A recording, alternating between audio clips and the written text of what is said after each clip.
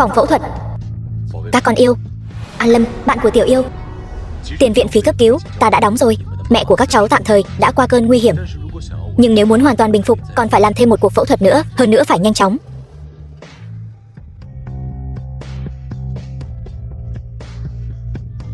Mẹ sẽ không chầu trời chứ? Không được khóc, đừng nói bậy. Mẹ sẽ không chầu trời đâu. Nhưng đại ca, mẹ đã nói chúng ta không thể tùy tiện nợ người khác. Nợ tiền hay nợ tình đều không tốt. Tiền bạc ấy đương nhiên là phải do kẻ hại người trả. Rốt cuộc là ai đã hãm hại mẹ? Đáng hận quá. Tra ra IP của người đó rồi, ở bên cạnh ba. Ý của đại ca là chúng ta phải trở về bên cạnh ba, kiếm tiền thuốc men, tìm ra kẻ đã hãm hại mẹ. Không sai, đối phương muốn cả nhà chúng ta phải trâu chơi. Chúng ta nhất định phải cho bọn chúng biết thế nào là tự rước họa vào thân. Lục tổng, lốp xe bị thủng rồi. Chuyện gì vậy? Tôi đi kiểm tra xem sao.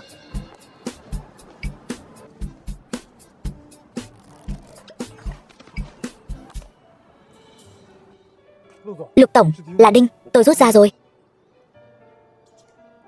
Đi kiểm tra camera giám sát, tôi đi kiểm tra ngay đây.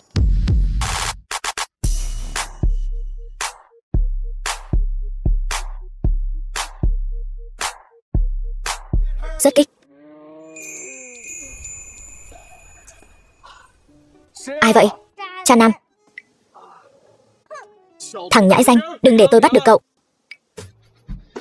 Lục tổng, rốt cuộc là chuyện gì? Anh hỏi tôi, đi điều tra đi chứ. Được.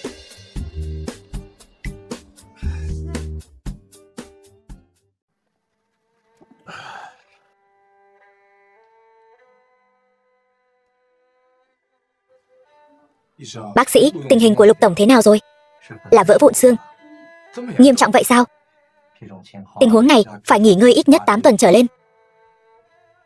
Lục tổng, có phải ngài bị người ta tấn công không? Bị ngã. Ngã đến vỡ vụn xương. Tuyệt. Cái gì? Mạng công ty bị hack. Lục tổng, ngài xem này. Bọn chúng to gan thật đấy. Cậu là ai? Muốn khôi phục mạng, đưa ra 300 triệu. Mỗi người chúng tôi 100 triệu tiền nuôi dưỡng rẻ cho ông rồi. Còn do dự nữa thì tôi không đảm bảo tay tôi không run đâu. Được. 300 triệu, khôi phục mạng ngay. Tiền vào tài khoản tự khắc sẽ khôi phục. Thông báo cho bộ phận tài vụ của công ty chuyển 300 triệu vào tài khoản này. Nhanh. Đã tìm được camera giám sát chưa? Tìm được rồi. Là một cậu bé.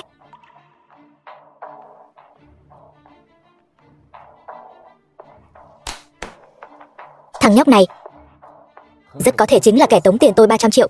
Tiếp tục điều tra. Vâng. Mẹ Quốc. Mẹ ơi, có tiền phẫu thuật rồi. Có thể bắt đầu ca phẫu thuật thứ 2 ngay. Mẹ phải nhanh khỏe lại nhé. Sau cuộc phẫu thuật thứ 2, chú An, thế nào rồi? Các con yêu, phẫu thuật rất thành công. Yên tâm đi. Để ta báo cho Tiểu Vũ. Alo, anh là ai? Người các người muốn tìm đang ở trong tay tôi. Không hay rồi, Tiểu Vũ bị bắt rồi. Đại ca Tiểu Tuyết, cứu em. 2 tháng sau, Tiểu Phong, Tiểu Tuyết các con còn nhỏ, tuyệt đối đừng về nước. Mẹ đi cứu Tiểu Vũ đây. Trong nước, thành phố mờ.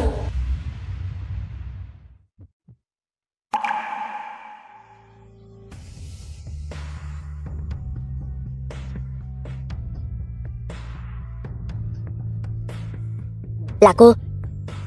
Tôi không phải, anh nhận nhầm người rồi.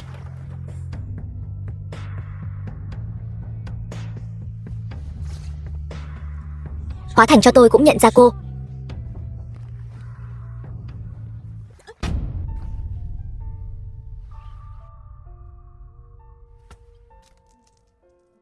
Lâm Lãng, đưa cô ta về nhà cho tôi. Anh muốn đưa tôi đi đâu? Buông tôi ra.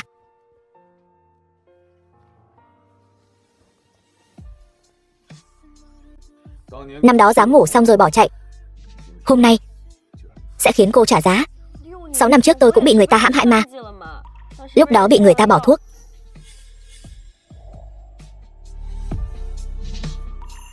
Sáu năm trước, lễ đính hôn của Nam Tiểu Yêu và Tống Dương. Tiểu Yêu, Anh thấy hơi đau bụng. Anh đi vệ sinh một lát. Đợi anh. Tống Dương, vị hôn phu của Nam Tiểu Yêu.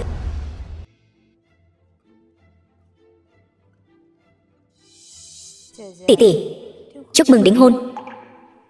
Hôm nay cô uống nhầm thuốc sao? Đính hôn chỉ là bắt đầu thôi. Tống Dương ca ca sớm muộn gì cũng là của tôi. Vậy thì chúc cô thành công, muội muội tốt của tôi.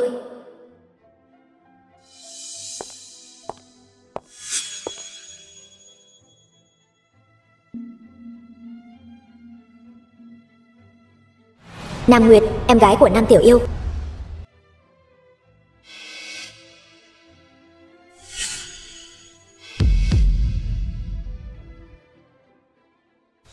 Ca ca Tống Dương.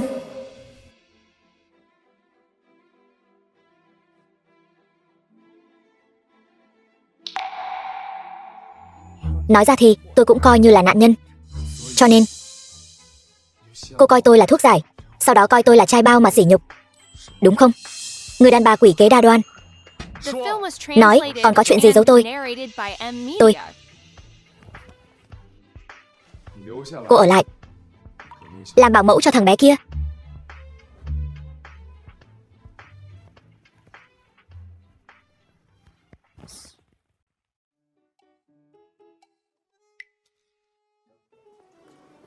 Ông ơi, cháu đói quá. Làm ơn làm phước cho cháu chút gì ăn đi. 3 tiếng rồi. Không, 3 ngày chưa được ăn gì rồi. Lão Lưu, xem đứa bé này. Lục lão gia tử, giống hệt Lục Vân Thâm hồi nhỏ.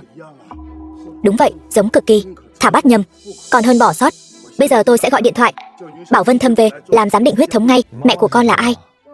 Mẹ của con là Vân Thâm. Con xem đứa bé này có phải giống con hồi nhỏ y như đúc không? Hay là làm giám định huyết thống đi. Ai cũng xứng làm giám định huyết thống với con sao? Huyết mạch nhà họ Lục chúng ta tuyệt đối không thể có một chút nào lưu lạc bên ngoài được. Cháu bé, cháu có bằng lòng làm giám định huyết thống không? Để cháu suy nghĩ đã. Mẹ con tìm được ông cố rồi. Nam Tiểu Tuyết, con dám tự ý đi tìm ông cố của con. Con có biết bọn họ sẽ cướp con khỏi tay mẹ không? Chúng con là con của nhà họ Lục, đương nhiên là nên để bọn họ nuôi dưỡng rồi. Con mau tìm lý do rồi đi đi. Chỗ cũ gặp nhau, bọn họ muốn làm giám định huyết thống cho con rồi. Tuyệt đối không được để họ làm giám định huyết thống, nếu không thì con sẽ không có mẹ đâu. Vậy thì con phải nhanh chóng chạy thôi. Mộng Giao, con đang làm gì vậy? Đứa bé này, cho dù là của Vân Thâm, cũng không ảnh hưởng đến hôn ước của hai con. Để ta nuôi. Ông ơi, ông xem ông chắc chắn là hiểu lầm rồi. Đứa bé này đáng yêu như vậy, con thích còn không kịp nữa là. Biết là tốt. Nói cho mày biết đồ con hoang, mau chóng từ đâu đến thì về đó đi. Nếu không thì kết cục cũng giống như mẹ mày, thứ hạ tiện. Là bà hại mẹ tôi trước.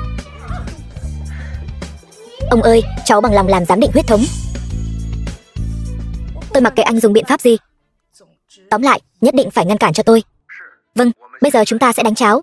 Còn nữa, để mắt đến 3 đứa nhóc con đó cho tôi. Đừng hòng đứa nào bước chân vào cửa nhà họ Lục. Lão gia, báo cáo đã có kết quả rồi.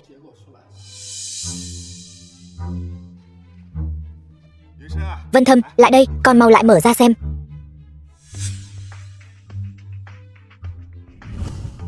Sao vậy? Không phải sao? Không. Sao có thể như vậy? Ra ra, nếu đứa bé này không phải của Vân Thâm ca, thì việc ở lại Lục gia không thích hợp. Chi bằng đưa nó đến cô nhi viện đi. Mấy đứa nhóc đáng ghét này, đây không phải là nơi các con nên ở. Mau đi theo ta. Ngay cả một chút độ lượng để bao dung một đứa trẻ cũng không có sao, anh còn che chở cho nó. Vân Thâm ca, em mới là vị hôn thê của anh. Khi nào thì ta thừa nhận cô là vị hôn thê của ta vậy?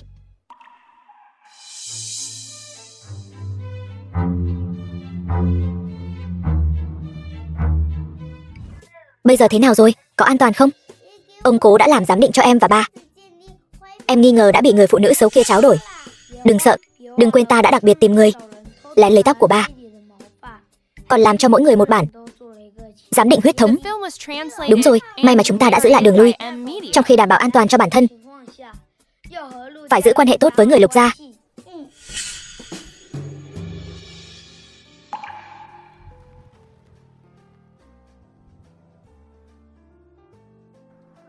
Nói, rốt cuộc là ai phái cô đến, cố ý tiếp cận tôi. Nửa đêm canh ba không ngủ, lại lên cơn điên gì vậy?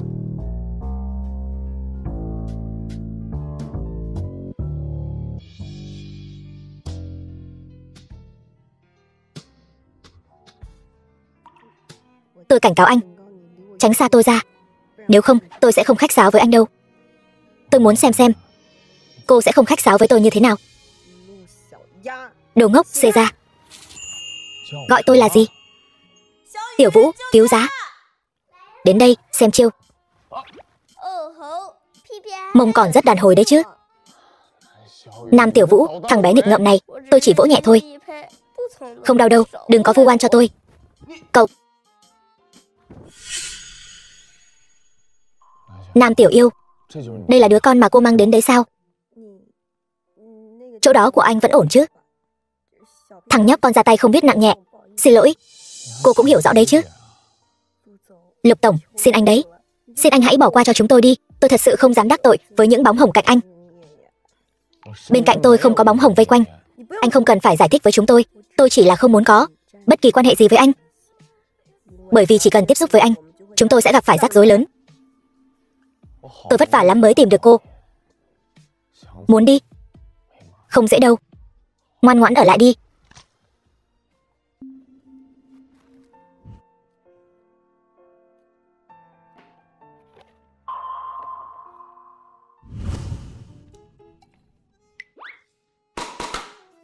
Ba ơi, con chính là quà sinh nhật năm nay của ba đấy.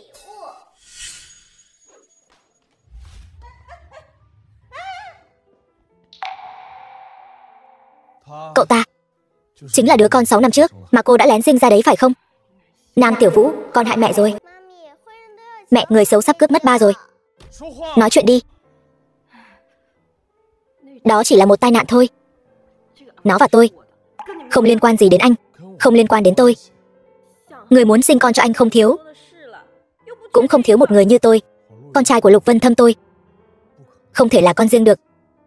Chúng ta đi đăng ký kết hôn ngay bây giờ, cho con trai một thân phận quang minh chính đại. Đi thôi.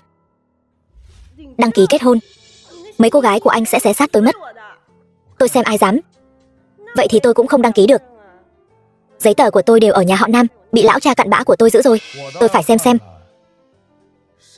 ai dám cản Lục Vân Thâm tôi cưới vợ. Đồ nghịch nữ, cô đến đây làm gì? Báo thù? Cô bị điên sao? Đây là nhà họ Nam, không cho phép cô làm càn. Đúng vậy. Chẳng lẽ ông quên tôi cũng là người nhà họ Nam sao? Cô bị điên sao? Chẳng phải cũng bị các người ép sao? Nam Tiểu Yêu, lúc trước công ty của ba gặp khủng hoảng là cô không chịu gả cho lão Hạ tổng, kéo đầu tư về cứu ba. Bây giờ còn muốn làm người nhà họ Nam, thật là si tâm vọng tưởng. Cô cũng nhớ là lão Hạ tổng cơ đấy.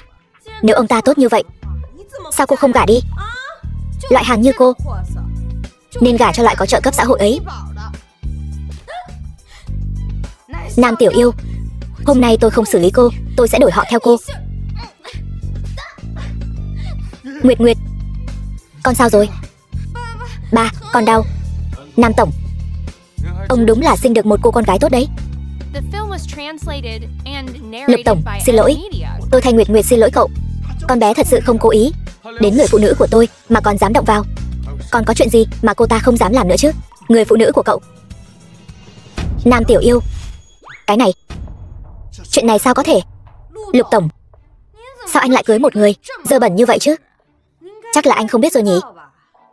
6 năm trước, cô ta bị 3 tên bợm rượu cùng nhau làm nhục đấy. Bợm rượu, làm nhục. Nam Tiểu Yêu, lại đánh tôi. Chuyện năm đó mà cô còn dám nhắc lại, đó là do cô tự cam tâm tình nguyện, lòng tham không đáy, bản thân không tự trọng đi tìm bợm rượu. Liên quan gì đến tôi? Thật là bất hạnh cho gia môn. Mặt mũi nhà họ Nam chúng ta đều bị cô làm mất hết rồi. Tôi không có đứa con gái như cô. Ông tin Nam Nguyệt mà không tin tôi. Rõ ràng là cô ta hại tôi. Hơn nữa, lúc đó cô ta còn cùng Tống. Trứng không nứt thì ruồi không đậu. Nếu cô không có tâm đó, tại sao cô ta không hại người khác, lại còn làm hại cô? Đúng vậy. Nam An, tôi thật sự cảm thấy mẹ tôi không đáng khi gả cho loại người như ông. Lục Vân Thâm, anh tin tôi hay tin cô ta? Tôi tin vào những gì chính mình đã trải qua. Cảm ơn anh. Cũng may lúc đó là anh. Đi lấy giấy tờ. Tôi xem ai dám cản.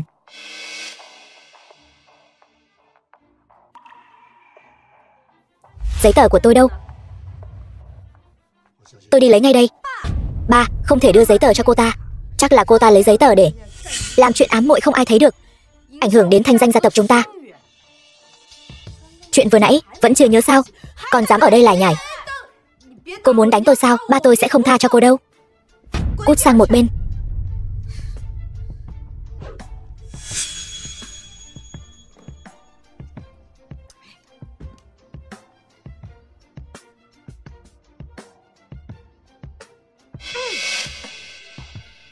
Alo, anh Tống Dương. Anh phải giúp em. Gì cơ? Lục Vân Thâm và Nam Tiểu Yêu muốn đến cục dân chính. Chặn họ lại cho tôi.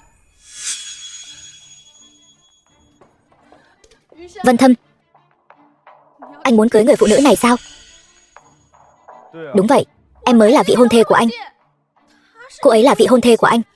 Anh có vị hôn thê. Đều là do gia đình sắp đặt. Tôi chưa bao giờ đồng ý. Vân Thâm, em không cho phép anh cưới người phụ nữ khác. Tiểu Yêu, anh sai rồi. Chúng ta làm hòa đi. Năm đó là do anh bất đắc dĩ. Em đã bị tên say rượu kia làm như vậy. Hơn nữa còn không được sủng ái. Anh chỉ có thể chọn Nam Nguyệt thôi. Nhưng người anh yêu nhất vẫn là em. Tôi bị tên say rượu kia làm gì? Anh nói rõ cho tôi xem nào. Anh và Nam Nguyệt bắt đầu từ khi nào? Chẳng lẽ trong lòng anh không rõ sao? Lúc trước đại tiểu thư nhà họ Nam bị tên say rượu làm nhơ nhuốc. Chuyện này đồn ầm lên. Chẳng lẽ em không biết sao? Lúc trước tôi thật mù mắt. Tôi nói cho cô biết, chỉ dựa vào thân tàn ma dại của cô còn muốn lừa hôn. Bớt ảo tưởng đi. Có tôi ở đây, cô chỉ có thể yêu tôi. Câm miệng. Cả đời này anh cứ ở bên Nam Nguyệt đi. Vân Thâm, anh nghe thấy hết rồi chứ? Cô ta là loại người gì? Cô ta căn bản không xứng với anh. Nhiều năm như vậy rồi, Lục Vân Thâm ngay cả một danh phận cũng không muốn cho cô, ngược lại bị tôi nhanh chân đến trước. Chứng minh điều gì? Chứng minh anh ta căn bản không yêu cô. Đúng là như vậy mà. Người đâu, đưa kẻ gây rối này ra ngoài cho tôi. Đừng mà. Lục tiên sinh, cô ta 6 năm trước đã là đồ bỏ đi rồi. Anh bị người ta lừa rồi. Vân Thâm, ông nội sẽ không cho phép anh cưới một người không danh tiếng, không có trợ lực đâu. Lục Vân Thâm, tôi cần gì phải dựa vào phụ nữ. Vân Thâm, em xin anh đừng cưới cô ta. Chuyện hôn sự của tôi tự mình quyết định. Mễ Quốc, ngươi, sao ngươi biết? Vừa nãy còn chưa hoàn toàn xác định, bây giờ thì xác định rồi. Ngươi, vô dụng rồi. Ngươi muốn làm gì? Xử lý. Buông ta ra. Buông ta ra. Đã đến lúc ta so tài với người ba thân yêu của ta một phen rồi. Tôi giúp anh tìm người tống tiền anh 300 triệu thì anh trả bao nhiêu? Tìm được người thì muốn bao nhiêu tôi cũng trả. Kinh Vương sao? Thật ngông cuồng. Tôi không cần tiền. Cậu muốn gì? Tôi muốn anh hủy bỏ lễ đính hôn. Các vị, hôm nay là ngày Vân Thâm nhà tôi và đại tiểu thư Hứa gia, Hứa Mộng Giao làm lễ đính hôn. Rất cảm ơn mọi người đã đến tham dự. Tôi không đồng ý.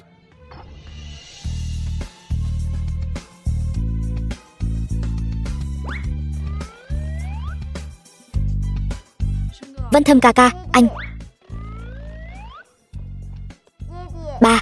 Ba không cần con và mẹ nữa sao? Tại sao lại đính hôn với người khác?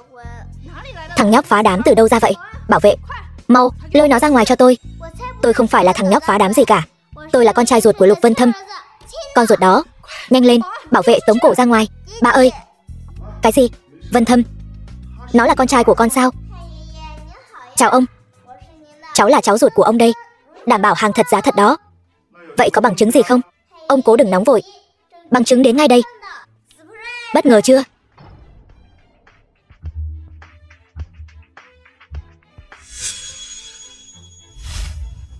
Cô là ai? Tôi là đại tiểu thư Nam gia, Nam Tiểu Yêu. Hôm nay đến đây là muốn tặng cho mọi người một món quà lớn. Chúng tôi không ai quen cô cả. Thiệp mời đâu? Xin cô đưa thiệp mời ra đây. Không quen biết thì không được tham gia tiệc đính hôn của nhà các người sao? Đây là đạo đại khách của Hứa gia sao? Huống chi, tôi đến đây là có một món quà lớn muốn mang đến. Cô chưa đi sao? Cô đừng quên, con gái cô vẫn còn nằm trong tay tôi. Khôn hồn thì cút ngay cho tôi. Sao cô không nói luôn chuyện cô phái người truy sát tôi đi? Cái gì? Cô phái người truy sát cô ta? Không có, chồng ơi, anh tuyệt đối đừng nghe cô ta nói bậy. Em căn bản không quen cô ta. Sao có thể hại cô ta được chứ? Thật sao?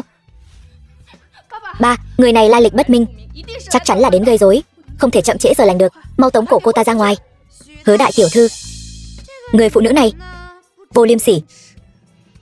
Trong tiệc đính hôn với Tống Dương ca ca, tư thông cuồng loạn. Nam gia chúng tôi coi việc có đứa con gái như vậy là nỗi ô nhục. Câm miệng. Một đứa con riêng. Đến lượt cô nói sao? Nam tiểu yêu, cô lại đánh tôi. Người đâu, mau tống cổ người phụ nữ này ra ngoài cho tôi.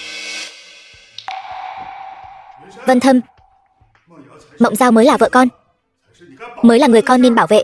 Lục gia gia, lần này cháu đến là muốn gửi đến ông một món quà lớn. Nha đầu Nam gia, đắc tội Hứa gia cũng chẳng có kết cục tốt đẹp gì đâu. Cô nên suy nghĩ kỹ càng đấy. 3 tháng trước, cháu bị người ta bắt cóc. Đây chính là bằng chứng. Vậy thì có liên quan gì đến Hứa gia chúng tôi? Nghe cô ta làm gì? Cô ta chỉ là một kẻ điên thôi. Chỉ bằng lời nói một phía của một kẻ lai lịch bất minh thì có thể chứng minh được điều gì? Đừng vội, chẳng phải các người còn chưa xem camera giám sát sao? Dùng con gái tôi đổi lấy chiếc USB trong tay tôi. Đáng lẽ tôi nên lấy mạng nó, nhổ cỏ tận gốc. Cô không dám. Cô uy hiếp tôi, bởi vì nó là con gái của Lục Vân Thâm. Được, tôi trả con nhỏ đó lại cho cô. Đưa USB đây cho tôi. Đứa bé này thật sự là con của con sao? Phải. Đây là giấy giám định quan hệ cha con. Tốt quá. Lục gia có cháu rồi, nhất định phải nhận tổ quy tông. Đứa bé đáng yêu như vậy, sao con không nói sớm với ta, Vân Thâm? Bởi vì ta không đồng ý. Lục gia gia, Nam Tiểu Vũ, con gấp gáp nhận tổ quy tông làm gì? Cô nói cái gì? Ngay cả cháu trai tôi mà cô còn chê. Loại phụ nữ này không cần cũng được. Ông không thích mẹ con sao? Vậy thì con cũng không nhận các người. Thằng nhóc danh này đúng là giống ta. Ông nội, có thể hủy bỏ lễ đính hôn được rồi chứ? Tùy con. Ta già rồi, không quản được các con nữa. Lục gia chúng ta 3 đời đơn truyền, bây giờ đã có người nối dõi rồi. Ta còn sốt ruột cái gì nữa chứ? Ta tuyên bố hôn ước giữa Lục gia và Hứa gia chính thức hủy bỏ. Cháu không đồng ý ông nội. Thông gia, Lục gia các người là danh môn vọng tộc trăm năm. Ông lật lọng như vậy, uy tín ở đâu? Lục gia sẽ nhượng bộ, bồi thường cho Hứa gia về mặt hợp tác khác. Hơn nữa, ta cũng không quản được ý nguyện của người trẻ tuổi. Vân Thâm, mau dẫn Tiểu Vũ lên đây đi. Hủy hôn ước của tôi. Cô hài lòng rồi chứ? Đây chỉ là một chút giá phải trả cho việc cô thuê sát thủ làm tôi bị thương. Cô muốn gả cho Lục Vân Thâm, đương nhiên là tôi không muốn rồi. Xem như cô biết điều, chỉ cần có tôi ở đây, cả đời này đừng hòng ở bên nhau. Ai thèm. Tốt nhất là cô mau chóng mang theo cái đám con hoang của cô cút ra khỏi đây cho tôi. Cô đấu không lại Hứa ra đâu. Tiểu Tuyết, người mang đến rồi, đồ đâu? Nhớ kỹ những gì cô đã hứa với tôi. Mau chóng mang theo 3 đứa con hoang của cô rời khỏi anh Vân Thâm đi. Tiểu Vũ đang ở Lục gia, tôi không có cách nào đưa thằng bé ra ngoài được. Cô đúng là lòng lang dạ sói, để lại một đứa con trai ở Lục gia để tranh giành tài sản sao? Tôi căn bản không hề nghĩ như vậy. Tôi sẽ không để con hoang của cô bước vào Lục gia tranh giành quyền thừa kế với con của tôi và Vân Thâm đâu. Trói lại. Cô muốn làm gì? Làm gì? Thả ra, Tiểu Tuyết. Cô, Hứa Mộng Giao, cô lật lọng.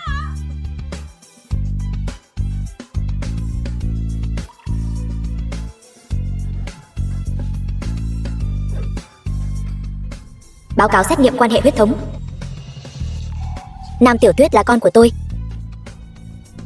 Quản gia, Nam Tiểu Tuyết còn ở nhà không? Tiểu Tuyết bị đưa đến khu vui chơi rồi. Bị ai đưa đi? Cô Hứa Mộng Giao. Hỏng rồi, mau tìm về. Còn nữa, để mắt đến Nam Tiểu Vũ. Nam Tiểu Yêu, tôi sẽ không để cô mang Nam Tiểu Tuyết đi đâu. Hứa Mộng Giao, cô lật lọng. Tôi đây gọi là trừ khử hậu họa. Nam Tiểu Yêu, đi châu Phi, không có hộ chiếu, xem cô lấy gì mà tranh với tôi. Cô muốn làm gì Tiểu Tuyết? Một nhà thì phải đầy đủ. Yên tâm, nó sẽ đến bầu bạn với các người thôi. Mau, trói lên xe cho tôi. Mẹ ơi, con không muốn đi châu Phi. Ngoan, đừng sợ, có mẹ ở đây. Còn nằm mơ sao?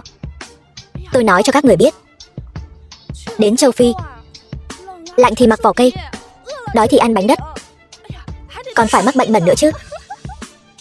Câm miệng, cô dọa trẻ con thì giỏi giang gì.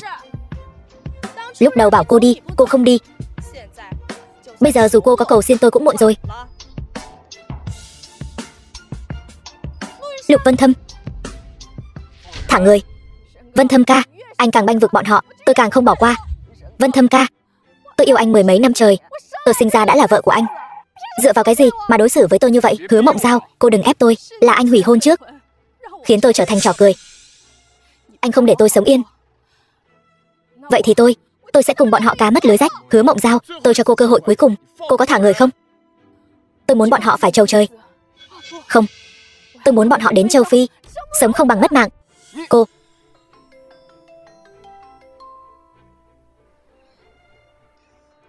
tôi khuyên cô tốt nhất nên nghe cuộc gọi đi.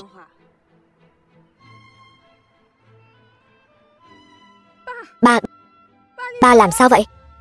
Bệnh cũ của ba cô tái phát, hôn mê bất tỉnh. Bây giờ thuốc có thể làm dịu ông ấy chỉ có công ty dược phẩm tôi đầu tư ở nước ngoài mới có. Cô lại dùng tính mạng của ba uy hiếp tôi. Tiểu Phong và Tiểu Vũ làm tốt lắm. Thảo nào lúc trước nói đi nước ngoài là đi ngay, hóa ra còn có cả công ty dược phẩm. Tôi đã nói rồi, cô không đấu lại được cô ta đâu. Dựa vào cái gì? Dựa vào cái gì? Tôi không cam tâm. Coi như cô gặp may, đừng để tôi có được cơ hội. Nếu không thì tôi muốn cô sống không bằng mất mạng. Được, coi như cô giỏi, được chưa?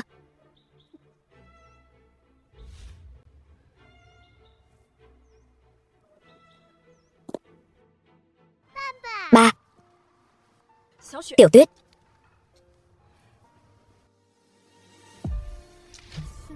đừng chạm vào tôi. Nếu không phải tại anh, chúng ta căn bản sẽ không gặp phải những chuyện này. Bây giờ tôi cho cô một cơ hội chủ động khai báo. Anh không bệnh đấy chứ? Hay là tôi cũng đi kê cho anh một liều thuốc đặc trị cái bệnh điên của anh? Rốt cuộc cô còn bao nhiêu chuyện giấu tôi? Nhiều lắm. Bây giờ tôi không muốn nói nhảm với anh. Anh trả Tiểu Vũ lại cho tôi. Con của tôi không đứa nào được lưu lạc bên ngoài. Ý của anh là gì? Tiểu Vũ và Tiểu Tuyết đều phải ở bên cạnh tôi, bao gồm cả cô. Vân Thâm, mẹ của mấy đứa bé đâu? Đã sinh con nối dõi cho Lục gia chúng ta, vậy thì chính là đại công thần của Lục gia. Lục gia chúng ta tuyệt đối không thể bạc đãi công thần được. Chúng ta muốn cho người ta còn chưa chắc đã cần đâu. Tính cách này rất thú vị đấy. Hứa tiểu thư, lão gia tử có chút hứng thú với Nam Tiểu Yêu rồi. Cô phải tăng tốc độ lên thôi. Xem ra phải gặp mặt người kia một lần rồi.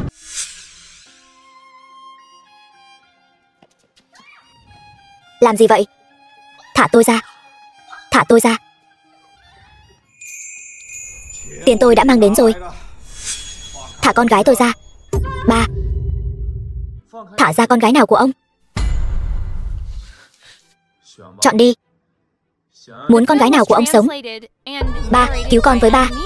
Cầm miệng cho tôi. Tôi muốn hai đứa con gái đều sống. Vậy thì tôi chỉ có thể lấy mạng ông thôi. Tôi chọn Nam Nguyệt. Thật ra con không phải con ruột của ba. Tôi không phải con ruột của ông. Sự việc đã đến nước này, Con còn có Lục Vân Thâm, còn Nguyệt Nguyệt nó chỉ có ta thôi. Ông không hối hận?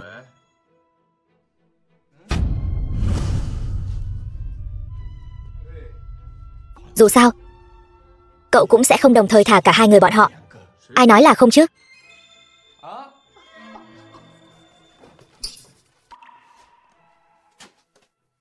Tiểu Yêu, Nguyệt Nguyệt là em gái con đó. Ta cũng là bất đắc dĩ thôi. Con cũng thấy rồi đó. Ba, cứu con với. Ba cũng muốn cứu con mà. Ba, là muốn cứu được ai thì cứu người đó trước. Đây cũng là một loại sách lược mà. Ba cũng muốn hai đứa con đều sống.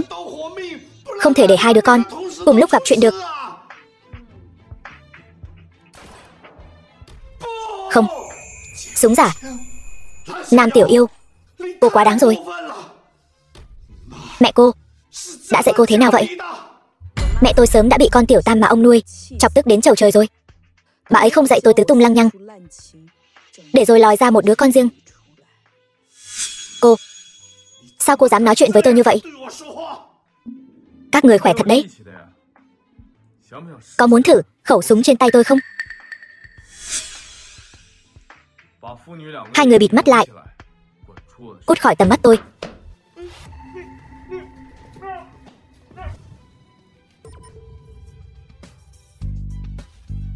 Bây giờ cô còn cảm thấy Nam An có tình phụ tử với cô không? Nam Nguyệt đang lén lút chuyển tiền vốn của công ty Nam Tô. Việc chúng ta cần làm bây giờ là mua chuộc những người làm lâu năm của Nam Tô, thu mua số cổ phần còn lại trên tay bọn họ, cố gắng giành phần thắng về tỷ lệ phần trăm so với Nam Nguyệt. Nam Tô là sản nghiệp của mẹ tôi. Tôi muốn lấy lại tất cả những gì thuộc về mẹ tôi. Nam An vì Nam Nguyệt có thể vứt bỏ tính mạng của cô, cũng có thể đẩy cô vào chỗ chầu trời. Chẳng lẽ anh thật sự cho rằng tôi cái gì cũng không hiểu sao? Thế mà vừa tách ra thì Lục Vân Thâm tôi đã nghĩ kỹ rồi. Giờ cô đừng mạo hiểm. Nam An có thể vì Nam Nguyệt mà hại cô. Anh nghĩ hắn quan tâm đến Nam Nguyệt sao? Hắn chỉ quan tâm bản thân thôi. Tất cả mọi thứ của hắn đều quan trọng hơn Nam Nguyệt. Vậy cô định làm gì? Sau khi tôi giả vờ bị bắt cóc thì đã vì quá sợ hãi mà bệnh tim tái phát, phải nhập viện. Anh giúp tôi một việc, nghĩ cách để cho Nam An và Nam Nguyệt biết chuyện. Trước khi tôi ngất đi đã nhắc đến mẹ mình. Lúc đó Nam An đã chọn Nam Nguyệt, giờ nhắc đến mẹ cô sẽ khiến ông ta áy náy, không sai. Người trong ảnh chính là cha ruột của Nam Tiểu Yêu. Nghe nói là một người làm thuê nhỏ. 20 năm trước bị kẻ xấu bắn chầu trời ngoài ý muốn. Ý cô là ba của cô ta chỉ là một thằng vặn ốc vít. Chỉ cô ta mà cũng xứng đáng ở bên cạnh ba tôi bao nhiêu năm như vậy sao? Mẹ cô ta cũng hèn hạ, lại dám ngang nhiên cắm sừng ba tôi. Không được, tôi phải cho ba tôi biết bộ mặt thật của cô ta và mẹ cô ta.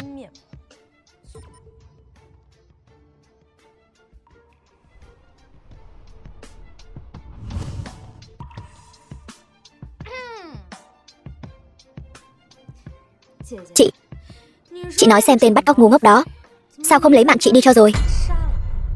Quả nhiên là do cô thuê bọn họ đến. Nếu không thì sao cô có thể tỉnh lại được? Người ba yêu nhất là tôi. Cô chỉ là một thứ con hoang mà mẹ cô mang đến thôi. Nam Nguyệt, xem ra cô không biết xúi giục người khác bắt cóc sẽ có hậu quả gì đâu nhỉ? Tôi mặc kệ nó có hậu quả gì. Nhưng bây giờ chỉ có tôi là con gái ruột của Nam An. Tôi xem ai dám động vào. Theo điều 239 của Bộ luật hình sự, bắt cóc người khác làm con tin bị phạt tù có thời hạn 10 năm hoặc là tù trung thân, và còn phải chịu phạt tiền hoặc là tịch thu toàn bộ tài sản. Cao nhất hình như còn phải chịu án tử hình. Cô thật sự cho rằng đến lúc đó, với cái tính hám lợi như Nam An, ông ta sẽ vì một người sắp phải ngồi tù mà từ bỏ danh tiếng của mình sao? Không có việc gì thì nên đọc sách nhiều vào. Đừng có xem mấy cái thứ giống như cô, mấy bộ phim truyền hình vô bổ đó. Nam Tiểu Yêu, để xem cô có thể kiêu ngạo đến khi nào. Tôi nói cho cô biết. Cô làm gì vậy? Xin lỗi em gái. Chị biết chị không phải là con ruột của ba, Người ông ấy yêu nhất là em. Nhưng chị thật sự không thể buông bỏ tình cảm cha con bao nhiêu năm nay. Xin lỗi em gái. Chị thật sự. Nhưng em cũng không thể cứ vậy mà bắt cóc chị được chứ. Em làm vậy thì danh tiếng của ba để ở đâu chứ? Tôi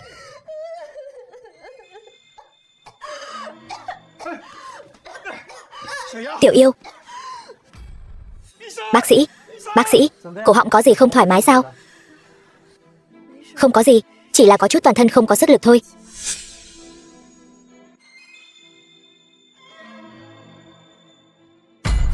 Sao vậy ba? Ba lại vì cái thứ con hoang này mà đánh con. Cái Tô Khê đó trước khi kết hôn đã mang thai rồi. Bà ta cắm sừng cho ba đó. Con mới là con gái ruột của ba. Câm miệng cho ta.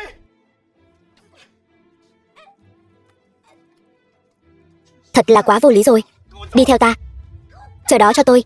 Cứ chờ xem, Nam Nguyệt. Tất cả những gì mà cô mơ tưởng, tôi sẽ từng chút hủy hoại hết. Bao gồm cả người cha mà cô lấy làm tự hào.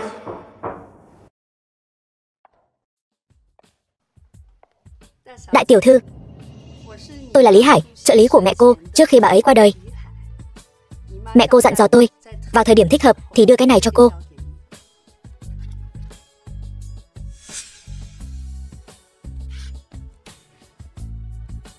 Thật sự tôi không phải là con ruột của Nam An sao? Ba cô tên là Lý Nham, là cảnh sát nằm vùng, bị người anh em tốt Nam An hãm hại, đến nỗi thân phận bị bại lộ. Càng trào phúng hơn là ba cô vậy mà lại là vì che chở cho Nam An mà còn bị lộ thân phận. Nam An sau khi được cứu ra, hắn ta cưỡng ép cưới mẹ cô. Lúc đó mẹ cô còn đang mang thai cô. Nam An sở dĩ để cô được sinh ra chính là muốn dùng điều này để uy hiếp, để mẹ cô phải thỏa hiệp. Thứ mà tôi phải thừa kế lại là tập đoàn nằm trong top 500 thế giới, hàng chục chi nhánh dưới trướng của Áo Kiệt. Mẹ cô, Tô Khê, là người ở tỉnh lân cận, là một đại gia bảo hiểm có tiếng tăm lừng lẫy. Còn ba cô, Lý Nham, từng là người thừa kế duy nhất của tập đoàn Áo Kiệt. Gặp khó khăn thì cứ tìm ta.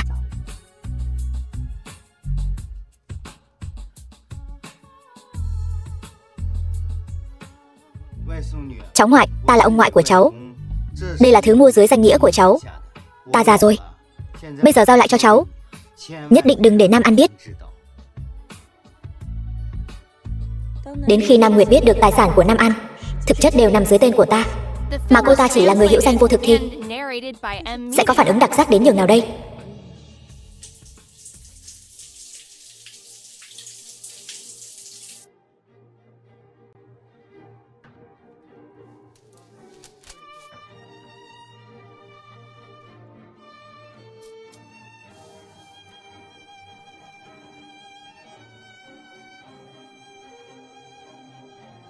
Tài liệu kinh doanh. Ba có lấy tật tài liệu trong phòng con không? Ba sao lại đi lấy tài liệu trong phòng con chứ? Chứng cứ ta hại Nam Tiểu Yêu, nhất định không thể để ba phát hiện. Nam Tiểu Yêu, có phải cô lấy tài liệu của ta không? Nhất định là cô ăn trộm đồ của ta. Cô chính là đang ghen tị với ta, ghen tị vì ta là con ruột của ba. Ta mới vừa khỏi bệnh thôi. Lúc ba về ta mới vừa tỉnh giấc. Nguyệt, chị con mới vừa khỏi bệnh, con đừng có làm loạn nữa. Cái gì? Chứng cứ hối lộ của ta? Ba, đây chính là tài liệu của con. Ba làm gì vậy? Sao ba lại như vậy? Đây chính là tài liệu của con. Đúng vậy. Ba, con tin Nguyệt tuyệt đối sẽ không làm chuyện này. Cô làm gì vậy? Ta nói chuyện với ba ta, tới lượt cô xen mồm sao? Alo, Nam Tổng, công ty có rất nhiều người đến kiểm tra sổ sách.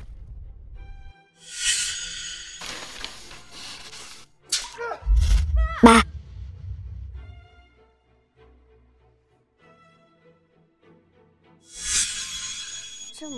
Đồ ngu như cô mà cũng muốn đấu với ta. Đã bảo cô đọc nhiều sách vào rồi mà.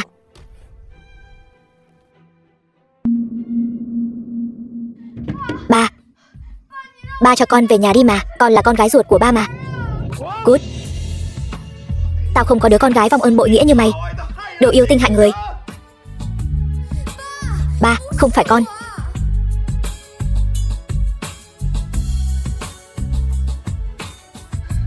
Nam Nguyệt, nếu cô còn tiếp tục vô lý gây sự như vậy nữa, đừng nói là nhận tổ quy tông, có thể đến cuối cùng ngay cả một căn nhà cũng không có được đâu. Nam Tiểu Yêu, là cô hãm hại ta. Cô với mẹ cô đều như nhau, đều là đồ tiện chủng. Nam Nguyệt, cô đừng có tự coi mình là cái gì cả. Mau cút ra ngoài cho ta. Được, cô chờ đó. Đại tiểu thư, tôi sắp quay về rồi, mong các cổ đông thúc bá hết lòng giúp đỡ. Đó là đương nhiên. Nhưng tình hình công ty hiện tại vẫn cần đại tiểu thư ra tay cứu vãn. Nam tổng ông ấy, kể từ khi Tô tổng qua đời, tập đoàn Nam Tô của chúng ta ngày càng đi xuống, đến ngày tan rồi. Lời này là sao? Nam An, những hạng mục mà ông ta tham gia đều không quang minh lỗi lạc. Vì lợi ích, thường xuyên đi lại ở những nơi bên lề vi phạm pháp luật và kỷ cương. Hơn nữa, ông ta còn muốn thâu tóm tập đoàn Nam Tô, tự mình gây dựng sự nghiệp. Đại tiểu thư, theo như tôi biết, ông ta đã chọn một vị trí tốt hơn tập đoàn Nam Tô hiện tại. Ông ta còn muốn đào hết nhân viên kỳ cựu của tập đoàn Nam Tô chúng ta đi đấy. Đây đều là mồi câu tôi thả ra. Đó chính là khu CBD ngàn vàng khó kiếm. Hiện tại trả tiền mặt có thể được chiết khấu 15%, hơn nữa còn được tặng kèm một chỗ đỗ xe. Đến khi Nam An phát hiện ra mình đã dốc hết tiền tiết kiệm để mua khu đất trung tâm này, thì đây chỉ là một tờ giấy lộn. Đại tiểu thư, Cao Minh, cảm ơn các cổ đông đã nguyện ý đứng về phía tôi.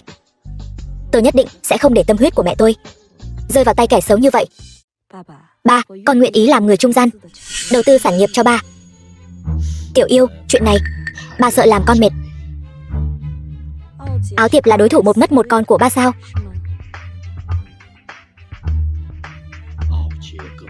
Áo Tiệp đấu với ba nhiều năm như vậy, là mối họa lớn trong lòng ba đó. Đây là chứng cứ tập đoàn Áo Tiệp mà con đã khổ cực tìm kiếm được.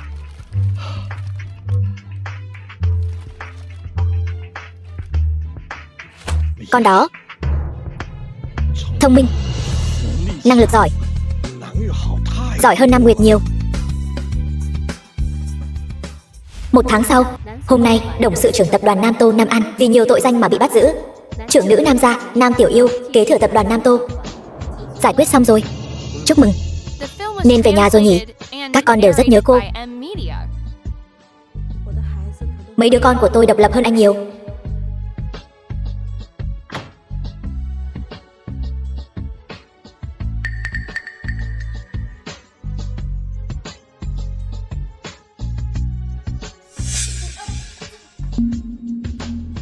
Còn tận một tháng nữa mới đến Tết. Đến chúc Tết sớm vậy sao? Nam Tiểu Yêu, có phải cô làm không? Có phải cô đã hại ba tôi? Đúng, là tôi. Sao nào? Cô muốn vào đó bầu bạn với ông ta sao? Ba nuôi cô 20 mấy năm, cô còn có chút lương tâm nào không? Cô có thời gian lo cho người khác, chi bằng lo cho bản thân mình đi. Nghe nói cô hình như vay nặng lãi. Nếu trong vòng 1 tháng không trả hết, cẩn thận bọn đòi nợ đến lấy tay cô đó. Cô lo cho bản thân mình đi, Tống Dương ca ca sẽ giúp tôi. Tôi cảm thấy có đôi khi cô ngốc thật. Dạo này cô không liên lạc với Tống Dương sao? Tống Dương ca ca, anh ấy bận lắm. Cô tưởng ai cũng như cô chắc. Hôm nay tâm trạng tôi tốt thì tôi sẽ cho cô biết một bí mật. Tống Dương của cô nghe nói gần đây dính vào thói cờ bạc, còn nợ những 80 triệu. Hình như nhà và xe đều đã thế chấp rồi. Bây giờ không biết trốn ở đâu để làm thuê quốc mướn rồi. Tôi không tin. Trước khi mẹ cô qua đời, có để lại lời gì cho tôi không? Có lẽ ông còn chưa biết nguyên nhân sự ra đi thật sự của mẹ tôi chứ. Nam tổng, bà ta căn bản không phải bị ông ngoại tình mà tức đến mất, mà là vì tuẫn tình theo cha ruột của tôi. Không, tôi không tin. Mẹ tôi thà bỏ mạng chứ không chịu khuất phục. Ông sẽ dùng cả đời này để chuộc tội. Nam tổng, không, tôi không sai. Tôi chỉ là dũng cảm theo đuổi tình yêu của mình. Tôi không sai. Lý Nham hắn ta mất mạng không đáng tiếc. Vậy thì Trúc Nam tổng không sai. Cả đời này đều ở trong tù mà sống hết quãng đời còn lại. Đúng rồi, quên nói cho ông biết. Tư liệu tố cáo kia là do tôi nộp lên. Tôi không sai. Tôi không sai. Tôi không sai.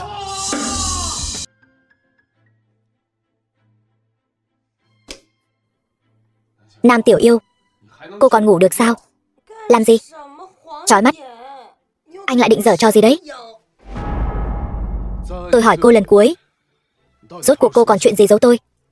Sao đến giờ anh vẫn không chịu tin tôi? Chuyển ra ngoài, không ở cùng anh nữa. Sao? Chột dạ nên sốt sáng chuyển đi vậy sao? Tôi mới không có. Vốn dĩ danh không chính, ngôn không thuận, không nên ở đây. Danh không chính, ngôn không thuận. Ngày mai chúng ta đi đăng ký kết hôn. Tôi không đi. Chuyện vị hôn thê tôi đã giải quyết xong rồi. Cô còn lý do gì để không đi? Anh giúp tôi. Chỉ có một lần nhỏ thôi mà. Cùng lắm thì ngày mai. Tôi nhường cơ hội hợp tác giữa Nam Tô và tập đoàn tài chính An Mễ Nhĩ cho anh. Như vậy cũng bớt đi một đối thủ cạnh tranh. Đâu phải nhất định phải gả cho anh. Cạnh tranh công bằng. Với thực lực của Lục Thị. Không cần. Lục tổng, anh ngầu quá đi. Vậy mà em còn không chịu gả cho anh. Đợi đến khi nào anh học được cách nói tiếng người, biết tôn trọng người khác, em sẽ xem xét lại. Anh có thiếu cái gì đâu. Đúng là đồ đầu gỗ. Lục tổng, người đã lừa của tôi 300 triệu, tìm được chưa? Là IP ở nước ngoài. Nước ngoài? Ý của anh là bây giờ hắn đang ở nước ngoài. Địa chỉ IP hiển thị ở Mễ Quốc. Mặc kệ hắn ở đâu, đào 3 thước đất cũng phải tìm hắn ra cho tôi. Vâng. Boss, cậu đã tìm ra chưa? 300 triệu anh bị tống tiền sao? Im miệng, lẽ nào boss chứa danh lại không tìm được? Tôi ngược lại còn tra ra được chuyện khác. Phát hiện 300 triệu đó của anh là đối phương xứng đáng được nhận. Không có cậu thì tôi sẽ tìm người khác xứng đáng hơn. Không cần tìm nữa, tin rằng rất nhanh thôi các người sẽ gặp lại nhau. Tạm biệt.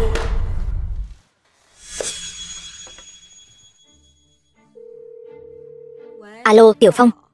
Sao giờ này con lại nhớ ra gọi điện cho mẹ vậy? Không tiện sao? Có phải mẹ đang ở cùng ba không? Mẹ chỉ sợ ba con phát hiện ra sự tồn tại của con thôi. Bây giờ mẹ chỉ còn lại mình con thôi. Tiểu Vũ và Tiểu Tuyết đều đã đầu hàng rồi. Vậy còn mẹ thì sao? Cũng đầu hàng rồi sao? Có phải mẹ sắp gả cho ba rồi không? Đương nhiên là không rồi. Con định nhận ba sao? Không vội, để con thử thách ba đã. Con định làm gì? Con đừng làm bậy đấy nhé. Yên tâm đi mẹ, tin con. Sẽ không có chuyện gì đâu. Cũng phải, con còn chín chắn hơn cả ba con nhiều. Lục tổng, nhà đầu tư lớn nhất nước Mễ, tập đoàn An Mễ Nhĩ đã đến rồi. Người phụ trách của họ là ai? An Lâm. An Lâm. Mỗi lần tôi nghe thấy cái tên này đều có một dự cảm chẳng lành. Lục tổng, gần đây có phải ngài chịu áp lực lớn quá không? Có lẽ vậy. Lần đấu thầu này, Lục Thị chúng ta nhất định phải có được. Vâng, tiếp đãi chu đáo. Lần đấu thầu này có lẽ còn quan trọng hơn cả việc cạnh tranh chức vị tổng tài. Hiểu rồi. Ngài An Lâm, ngưỡng mộ đại danh đã lâu. Quá khen. Xin mạo muội nói thẳng, lần hợp tác với quý công ty này tôi nhất định phải có được. Lục tiên sinh là đại diện cho cá nhân hay là Lục Thị? Có gì khác nhau sao? Tôi chỉ muốn hợp tác với cá nhân Lục tiên sinh thôi. Không, nói chính xác hơn là một cuộc giao dịch. Giao dịch. Lục tổng, chào ngài, đây là em gái tôi, An Kỳ. Ý của anh là gì? Muốn hợp tác thì trước hết phải liên hôn. Lục tổng hiểu ý rồi chứ? Liên hôn? Không biết ngài để mắt đến người con nào của Lục gia chúng tôi vậy? Lục tổng chính là nhân trung long phượng. Ngoài ngài ra, không ai xứng với em gái tôi cả. Không thể nào. Đây chính là thành ý hợp tác của Lục tiên sinh với tôi. Tôi không thể dùng hôn nhân của mình để làm giao dịch được. Huống hồ tôi đã có người trong lòng rồi. Tầm quan trọng của việc hợp tác với tôi, Lục tổng hẳn là nên hiểu rõ. Tôi không thể thay đổi chủ ý được đâu. Đừng nên quyết định quá sớm. Tôi cho anh 3 ngày để suy nghĩ.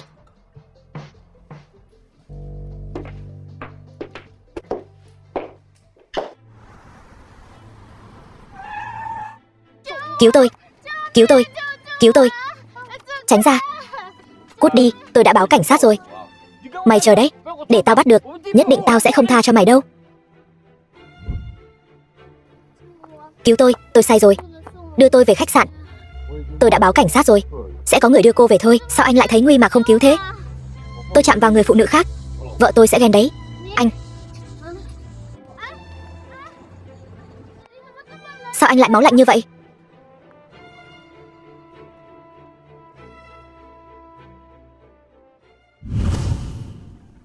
Thật là chuyện lạ có thật. Con trai tìm phụ nữ gài bẫy bố già. Đúng là có bản lĩnh. Thử thách thôi. Không hiểu thì đừng có nói linh tinh. Được. Thử thách. Nhưng mà anh ta cũng không mắc câu mà. Vậy thì thêm một liều thuốc mạnh nữa. Quả không hổ danh là trưởng tử của Lục Vân Thâm. Đúng là điên thật.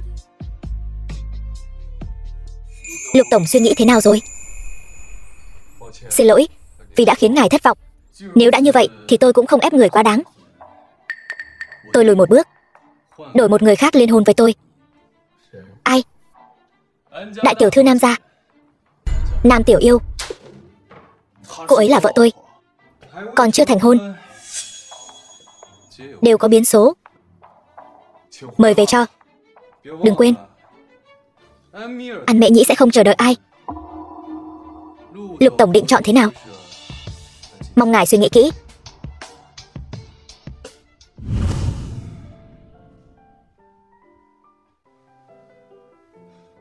Sao thế? Sao trông mệt mỏi thế? Tiểu Yêu, anh thật sự yêu em. Chúng ta ngày mai đi đăng ký kết hôn đi. Sao đột ngột vậy? Nếu như anh không có gì trong tay, em còn ở bên anh không? Đã xảy ra chuyện gì? Lục thị phá sản rồi sao? Nghe nói con từ chối điều kiện của An Mễ Nhĩ. Đúng vậy. Điều kiện của đối phương quá khắc nghiệt. Nói thử xem. Anh ta muốn liên hôn, con không muốn. Con không phải là người do dự. Có thể thấy điều kiện của đối phương thật sự quá khắc nghiệt. Ra. Xin lỗi vì đã làm ông thất vọng. Alo. Được. Tình yêu và sự nghiệp, chọn một trong hai. Vân Thâm, con nên trưởng thành hơn rồi. Tôi bảo cậu đi điều tra An Lâm. Điều tra thế nào rồi? Anh ta quả thật là nhắm vào ngài mà đến. Tôi với anh ta không thù không oán. Tại sao anh ta lại tính kế tôi? Chẳng lẽ sau lưng anh ta có người chỉ thị? Thế mới đúng chứ. Đi điều tra xem ai là người đứng sau chỉ thị anh ta. Vâng, chờ đã. Hacker, An Mễ Nhĩ, đều đến từ nước Mễ. Anh nói xem hai người họ có liên hệ gì không? Họ có phải là trùng hợp không? Tôi không bao giờ tin vào sự trùng hợp vô duyên vô cớ. Tiếp tục theo dõi An Lâm. Vâng. Sao tôi cứ cảm thấy có người đang theo dõi chúng ta? Cảm giác của chú đúng đấy. Cậu vẫn nên nhanh chóng về Mễ Quốc đi. Cứ tiếp tục như vậy, cậu sẽ nhanh chóng bị Lục Vân Thâm tìm được thôi. Tôi không muốn. Tôi muốn xem mẹ và quyền thế. Hắn rốt cuộc chọn cái nào? Đàn ông coi trọng sự nghiệp. Anh ta đương nhiên chọn quyền thế rồi. Vậy thì cả đời này tôi sẽ không gặp lại hắn. Còn phải phá hủy công ty của hắn. Lục tổng, bên cạnh An Lâm có một đứa bé. Đứa bé? Vâng. Chưa từng nghe nói anh ta kết hôn mà. Sao lại có đứa bé? Xem ra đứa bé này rất quan trọng với anh ta.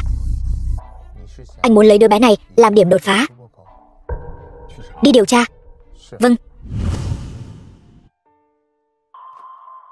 Tiếp cận đứa bé này, để cho người đàn ông bên cạnh nó từ bỏ yêu cầu hợp tác, trực tiếp hợp tác. Tôi sẽ không dây dưa với em nữa. Đứa bé nào? Tiêu rồi. Sao hai người này đột nhiên về nước rồi? Tiểu Phong còn bị Lục Vân Thâm phát hiện nữa. Bây giờ anh đã bắt đầu ra tay với trẻ con rồi sao? Em có biểu cảm gì vậy? Sao? Em quen sao? Sao có thể quen được?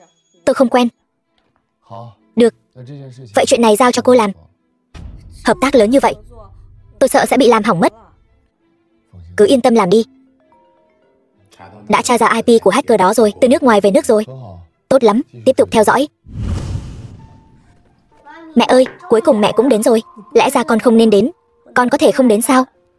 Tiểu Vũ và Tiểu Tuyết đều đã thất thủ rồi. Con sợ mẹ cũng sẽ thất thủ. Trong lòng con, mẹ của con dễ bị khuất phục đến vậy sao?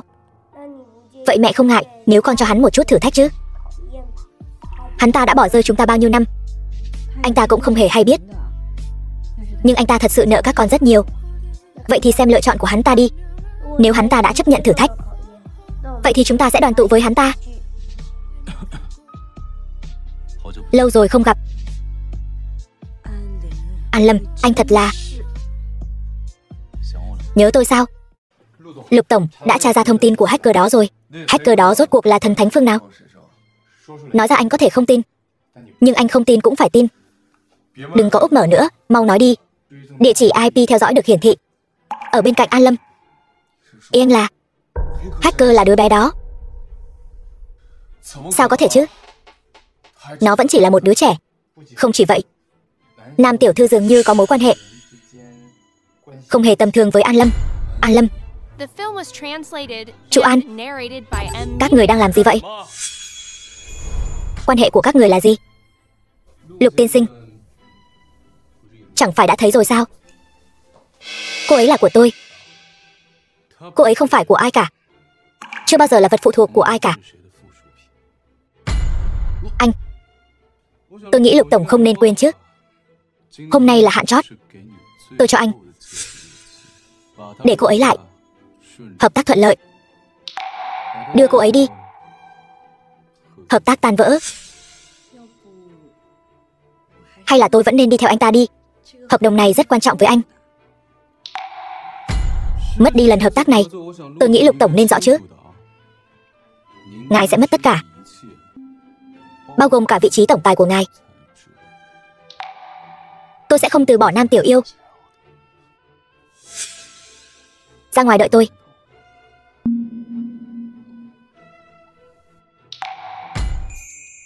An tiên sinh, nếu anh không muốn tôi đưa anh ra tòa thì nên dừng lại đi. Anh kiện tôi với tội danh gì? Tống tiền. Muốn thêm tội thì lo gì không có cớ.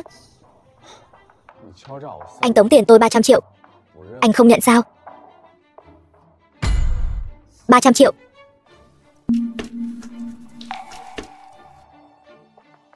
An Lâm gánh tội thay tôi rồi. Vậy đi, chúng ta mỗi người nhường một bước. Nếu An tiên sinh bằng lòng hợp tác với tôi và không đưa ra bất kỳ điều kiện hà khắc nào nữa, thì 300 triệu này tôi có thể không truy cứu. Lục tiên sinh có bằng chứng gì chứng minh là tôi tống tiền anh? Có phải là anh hay không không quan trọng. Anh sẽ thấy nguy không cứu người tống tiền tôi sao? Xem ra Lục tiên sinh vì lần hợp tác này thật là phí hết tâm cơ. Phí hết tâm cơ. Không, là đầy thành ý. 300 triệu là cái giá trên trời, cũng là án tử. Cho phép tôi suy nghĩ một chút. Tôi cũng chỉ cho anh 3 ngày thôi. Nếu không thì gặp nhau ở tòa. 300 triệu là anh ta nợ các cháu tiền cấp dưỡng bao năm qua. Sao có thể là tống tiền chứ? Hắn không biết nếu hắn kiện chú ra tòa thì sao? Có bị tuyên án tử không? Không đâu. Đừng lo lắng. Hay là cháu nhận người thân luôn cho xong. Cháu tự chui đầu vào giọ. Chẳng phải cháu muốn thử thách anh ta sao? Sự an toàn của chú quan trọng hơn. Như vậy có phải chứng minh mẹ cháu vẫn rất quan trọng trong lòng anh ta không? Thế giới của người lớn các người phức tạp quá. Cháu không quản được nhiều như vậy. Chắc là cháu đã bị bại lộ thân phận hacker ở trong mắt Lục Vân Thâm rồi. Lần này anh ta chỉ đang thăm dò thôi. Vậy cháu lại hack hắn ta thêm lần nữa. Cô với cái người họ An kia trước đây quen nhau sao? Coi như là vậy đi. Anh ta có ý với cô. Vì cô mà còn muốn bàn điều kiện với tôi nữa. Chỉ là bạn bè bình thường thôi. Các người đã nói chuyện gì? Tôi dùng tội tống tiền để anh ta xuống. Tống tiền? Anh ta tống tiền anh? Đúng vậy. Trước đó Có một hacker tống tiền tôi 300 triệu. Tôi đã tra được IP của hacker đó. Ngay bên cạnh anh ta. Anh ta vì bảo vệ hacker đó chỉ có thể đồng ý điều kiện của tôi. Hacker tống tiền Lục Vân Thâm 300 triệu. Sao giống tác phong của Tiểu Phong vậy? Chẳng lẽ thật sự là Tiểu Phong làm? Boss, Kinh, cháu chính là hacker đã lừa ta 300 triệu đó. Ăn nói với sư phụ như vậy hả? Lễ bái sư của tôi đâu? Lừa ta 300 triệu, còn muốn làm sư phụ của ta? Nằm mơ đi. Xem ra ông vẫn còn muốn tôi hack hệ thống công ty ông thêm lần nữa. Cháu muốn gì? 20% cổ phần của Lục Thị. Không, 30% cổ phần. Gặp nhau ở tòa, ông không muốn cưới vợ nữa sao? Xem vị hôn thê cũ của ông làm chuyện tốt gì kìa. Gì cơ? Cô ta lại còn liên hợp với Nam Nguyệt hãm hại Nam Tiểu Yêu. Ông định làm gì? Đến Hứa ra.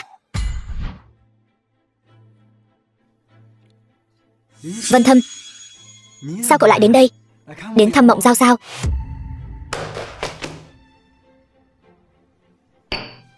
Xem đi, bá phụ Hứa. Tất cả đều là Mộng Giao làm. Sao có thể?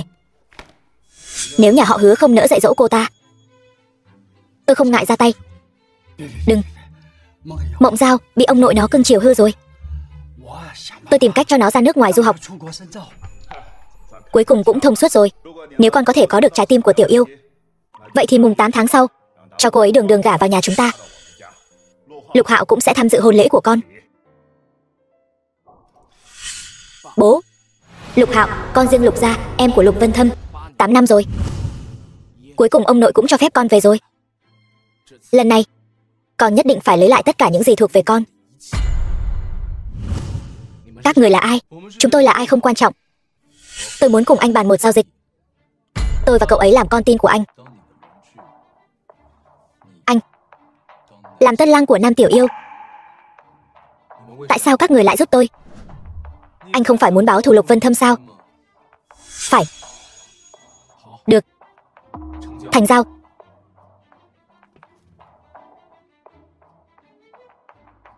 Tiểu Yêu, tôi và Tiểu Phong bị bắt cóc rồi. Mau đến cứu chúng tôi. Tiểu Phong.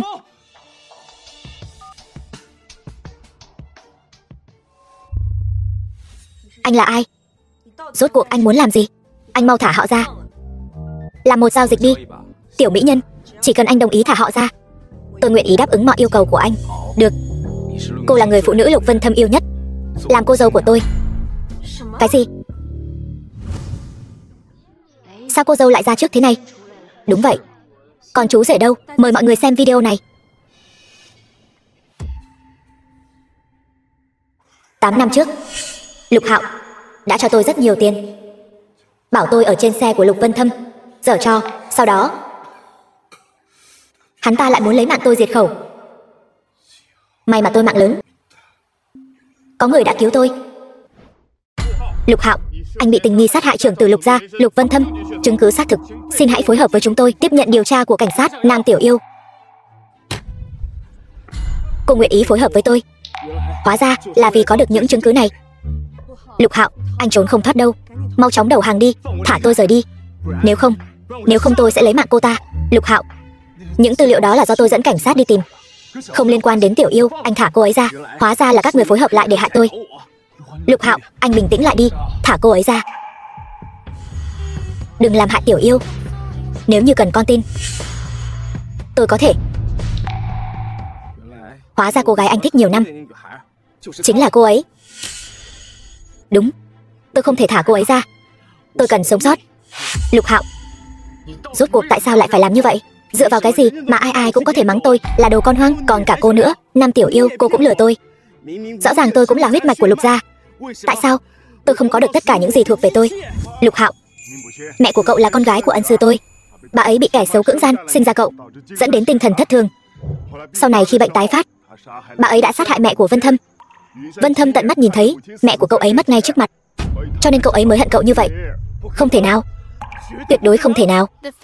Không thể nào. Các người đều gạt tôi. Tiểu Yêu,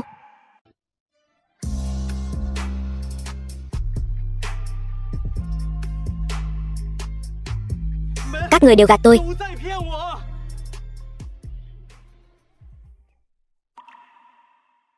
Em không sao chứ? Em không sao. Vậy thì hôn lễ tiếp tục. Chúng tôi giúp anh giải quyết một rắc rối lớn như vậy. Chỉ vậy mà đã muốn cưới cô ấy đi rồi sao? Không hỏi ý kiến người nhà chúng tôi sao? Vậy ý của anh là gì? Theo đuổi lại tiểu yêu của chúng tôi. Được, tôi theo đuổi.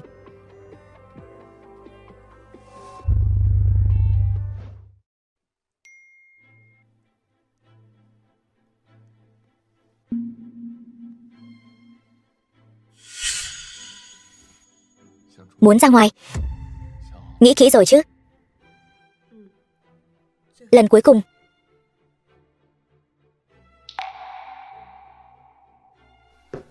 Tiểu yêu,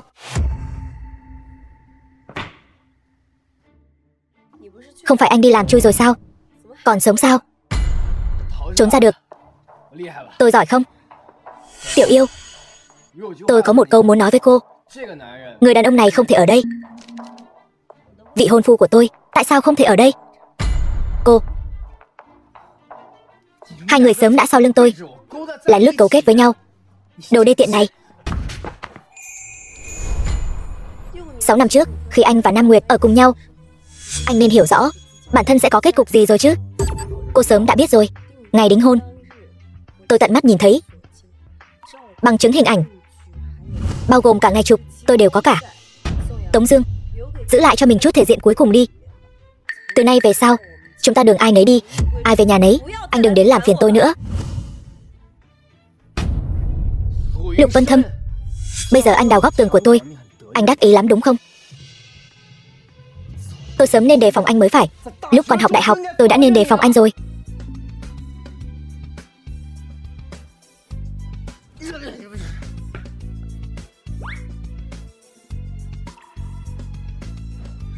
Nói đi, là sao?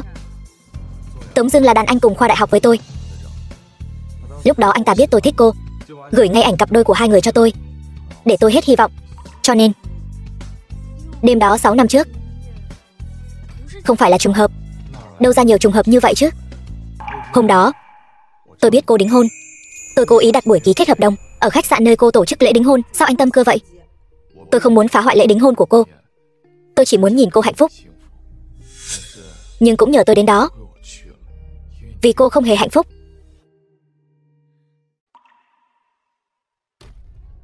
Sáu năm trước.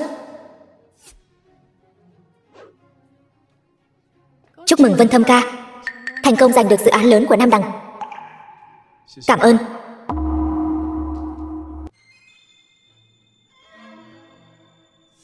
Vân Thâm ca, anh nói xem, chúng ta sắp đính hôn rồi, anh còn khách sáo với em như vậy làm gì? Là ông nội chọn, không có nghĩa là tôi thích. Tôi còn có việc. Đi trước đây. Lát gặp lại nha, Vân Thâm ca.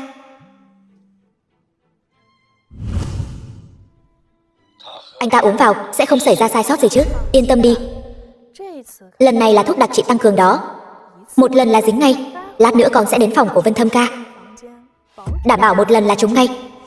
Gạo sống nấu thành cơm. Nhà họ Lục 3 đời đơn truyền. Ông cụ Lục kia là muốn có cháu trai nhất đó.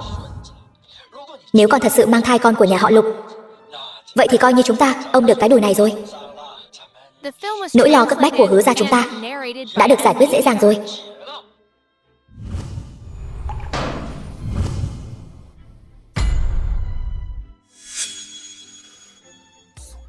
Tống Dương, đồ khốn kiếp. Lục tổng, ngài, có phải ngài không khỏe trong người không? Hay là về phòng nghỉ ngơi trước đi. Phòng số 9, chỗ này cứ để tôi trông. Trông chừng bọn họ cho kỹ vào. Vâng.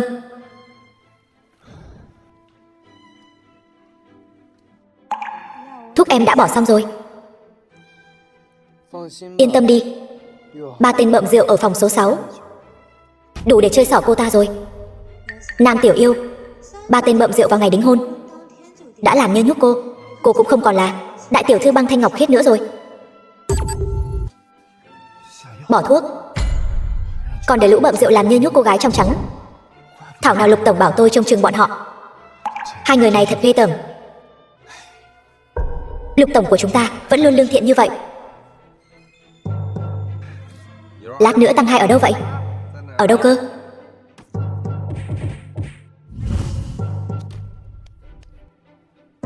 Xong rồi.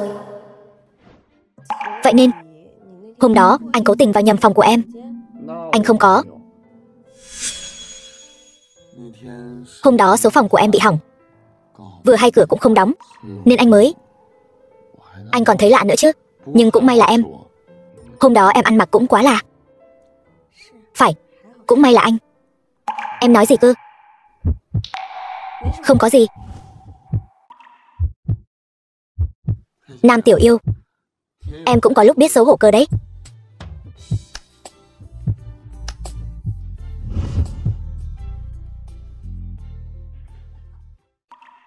Đã đến lúc thêm chút lửa rồi nhị ca.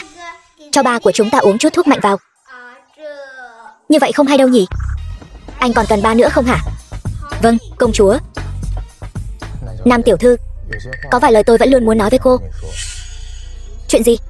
6 năm trước, Lục lão gia vốn định sắp xếp cho Lục tổng ra nước ngoài khai phá thị trường hải ngoại. Nhưng anh ấy lại vì thích một cô gái mà luôn ở lại đây. Lụy tình. Một ngày nọ của 6 năm trước, anh ấy gọi điện cho tôi. Anh ấy nói muốn kết hôn rồi. Sau đó thì sao? Sau đó tôi hỏi anh ấy là ai vậy. Anh ấy liền nói với tôi là một người mà anh ấy đặc biệt thích. Anh ấy bảo tôi nghe theo sự sắp xếp của anh ấy mà chuẩn bị là được. Kết quả ngày hôm sau, cô liền bỏ trốn. Anh ấy đã tìm cô suốt nhiều năm trời. Trợ lý Lâm, anh nói nhiều thật đấy. Trời ơi, tôi nói cho cô biết, câu này tôi đã kìm nén lâu lắm rồi. Thật đó, tôi chưa từng thấy anh ấy khóc bao giờ. Một cô gái mà anh ấy thầm mến 10 năm trời bỏ trốn, anh ấy đã khóc nguyên một đêm. Nam tiểu thư, tôi nói cho cô biết, anh ấy thật sự thích cô, thật sự rất rất thích cô. Thật đó. Anh biết quá nhiều rồi đấy. Xuống xe.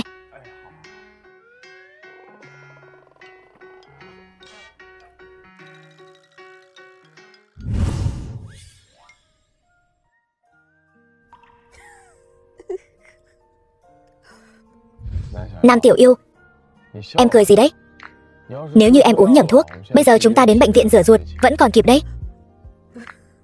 Không phải. Bây giờ anh vẫn là trong thời gian khảo sát, từ người theo đuổi đến lúc làm chồng. Sao anh ăn nói cay nghiệt thế? Anh đã nghĩ kỹ chưa? Em thành thật khai báo đi. Hôm nay anh sẽ về làm đồ ăn ngon cho em. Vậy nếu em không thành thật khai báo thì sao? Vậy thì cũng phải làm đồ ăn ngon cho em. Thế này mới đúng chứ. Ngoan như vậy từ sớm thì giờ này đã có đứa thứ tư rồi. Nhà tôi không có đầu bếp, ăn tạm đi. Anh làm sao? Đúng vậy, em mau nếm thử đi. Nếu em thích ăn, sau này mỗi ngày anh đều làm cho em ăn.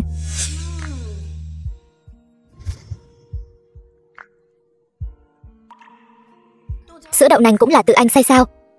Lục phu nhân, yên tâm đi. Sau này nhất định anh sẽ nuôi em thật tốt. Tuyệt vời.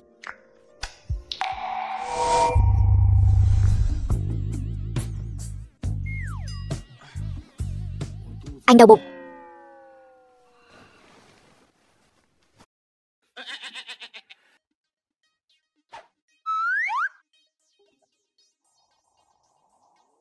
Sao thuốc của anh cứ đến lúc quan trọng mới có tác dụng thế? Vừa nãy bầu không khí còn tốt như vậy. Không phải em bảo anh sao? Ôi trời, thật là hết nói nổi, giống hệt ba, cái gì cũng làm không xong. Khóc, chỉ biết khóc, không biết giống ai nữa.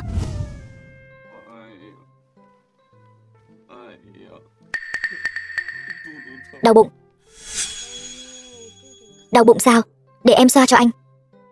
Sau này em cũng sẽ chăm sóc anh như vậy chứ. Đương nhiên rồi.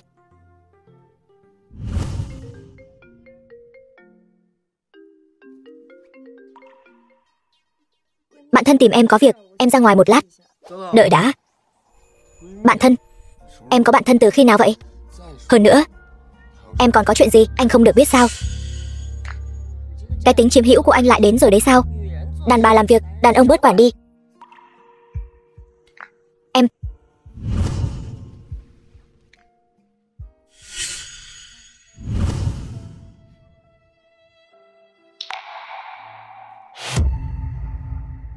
Mẹ, có phải bây giờ mẹ vui đến quên cả lối về rồi không?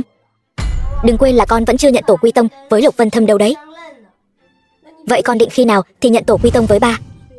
Gần đây. Anh ta cũng được đấy chứ. Bây giờ con lại không thiếu tiền, cũng không thiếu tình thương của cha, việc gì phải tìm cha nhận làm gì? Đợi đến khi nào hắn mang ra 30% cổ phần của Lục thị, làm sính lễ rồi tính tiếp. Con có Nam Tô và nhiều công ty khác, cũng không thiếu tiền. Chuyện này không liên quan đến việc có tiền hay không. Đây là thành ý của nhà trai. Được thôi, bảo bối.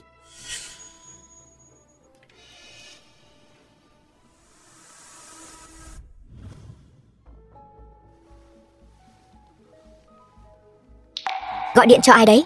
Trông thân mật thế. Có ai đâu. Anh nghe nhầm rồi đấy. Em không được có người đàn ông khác, có biết không hả?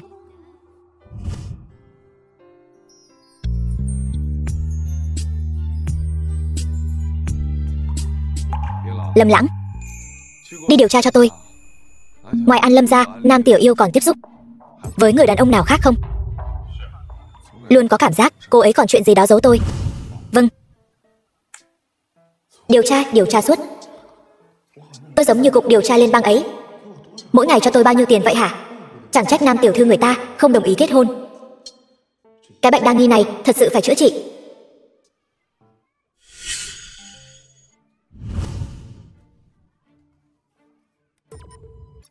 Gặp nhau, tôi sẽ cho anh một bất ngờ. Tiểu Vũ, Tiểu Tuyết, sao các con lại ở đây? Ba, cậu uy hiếp chúng. Nếu như phải, Lục tiên sinh, ông sẽ làm gì? Tống cậu đến trại giáo dưỡng lớn nhất. Lục tổng quả nhiên bá đạo. Giới thiệu cho ông một chút, đây là em gái tôi, Nam Tiểu Tuyết. Nam Tiểu Tuyết là em gái của cậu? Vậy nói như vậy, cậu cũng là con trai của ta. Đừng nhận bừa người thân, tôi cũng không định nhận ông. Tôi không thiếu con trai. Tôi chỉ là không muốn để huyết mạch của Lục thị lưu lạc bên ngoài.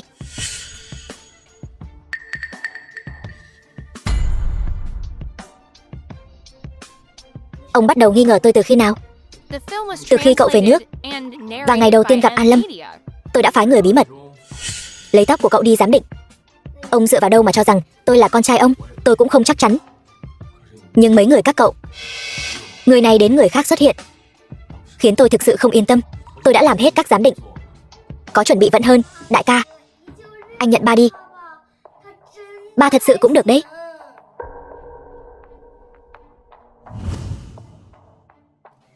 Đại ca không nhận ba, ba có cần anh ấy không? Ta sẽ không bỏ rơi các con. Các con không nhận ta, nhất định là vì ta làm chưa đủ tốt. Đại ca, anh mở mắt ra nhìn đi. Cảm động quá đi. Lúc đầu sao ông không đến tìm mẹ con tôi?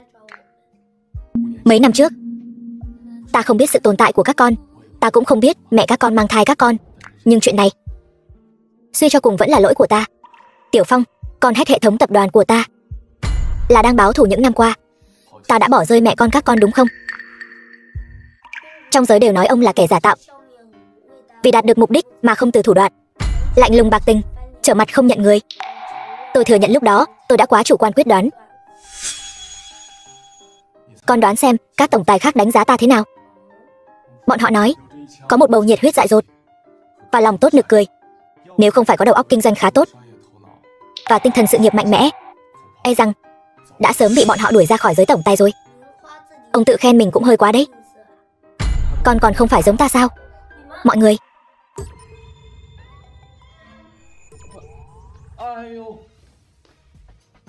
bụng anh đau quá. Đừng giả vờ nữa. Chăm sóc anh bao nhiêu ngày như vậy? Anh khỏi lâu rồi. Em cũng chưa giải thích rõ ràng cho anh mà. Sao lại còn một người mà em lại không nói cho anh? Thứ gì quá dễ có được thì anh lại không biết trân trọng. Anh đã nợ các con quá nhiều rồi. Phần còn lại tự anh giải quyết đi. Vâng, cũng nên học cách trưởng thành rồi. Phải học cách yêu người khác. Đúng vậy. Anh đó chính là quá sĩ diện, lại còn thích ra vẻ tổng tài. Bệnh đa nghi, tính kiểm soát lại cao. Có miệng mà không nói, chỉ biết một mình ở sau lưng lén lút khóc thút thít.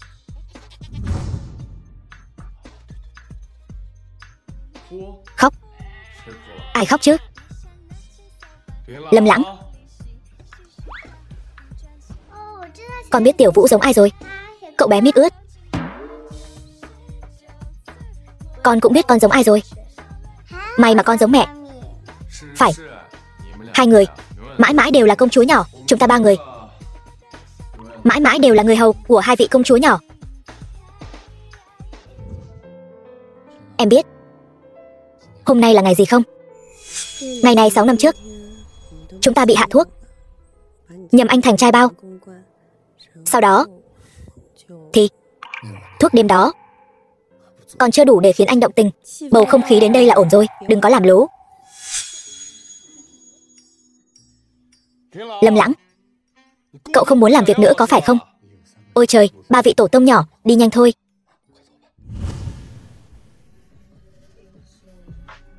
Ba tháng sau. Tiểu yêu. Tiểu yêu. Nam Tiểu yêu. Nam Tiểu yêu. Tiểu yêu. Nam Tiểu yêu. Em. Sao em lại nôn rồi? Anh đi lấy cho em cốc nước. Lục tổng, hình như Tiểu Tuyết sắp có thêm em rồi.